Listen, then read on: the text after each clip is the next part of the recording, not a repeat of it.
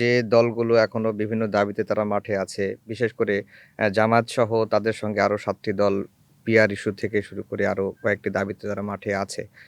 এর প্রেক্ষাপটে অনেকেই বলছেন যে নির্বাচন নিয়ে এখনো কিন্তু শঙ্কা কাটেনি। আপনার কাছে কি মনে হয় যে শঙ্কাটা কেটেছে? না, একদমই আমার মনে হয় না সংখ্যাটা কেটেছে। তার কারণ দেখেন, অনেকগুলি অমীমাংসিত বিষয় এখনো রাজনীতির মাঠে আছে। এটা হচ্ছে সবচাইতে বড় পয়েন্ট। হুম, যেমন ধরেন ঐকমত্য কমিশনে আমি যেটা একটু আগে বললাম যে জুলাই সনদ কিভাবে বাস্তবায়িত হবে, এটা এখনো কিন্তু আলাপ হয় নাই। একটা গণভোটের কথা হচ্ছে যে এখানে গণভোটের মাধ্যমে যেদিন ইলেকশন হবে, সংসদ ইলেকশন, সেদিনই গণভোটের মাধ্যমে জুলাই সনদ পাস হবে। কিন্তু এটা খুবই উইয়ার্ড একটা, আমার কাছে মনে হয় যে এটা খুবই উইয়ার্ড একটা সলিউশন। কারণ এখনো আপনি কি বলে এটাকে, অনেকগুলা ইস্যুতে নোট অফ ডিসেন্ট আছে, অনেকগুলি ইস্যুতে ঐকমত্যের এখনো ঘাটতি আছে।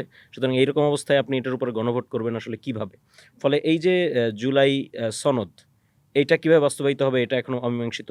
পিআর ইস্যুটা এখনো অমীমাংসিত।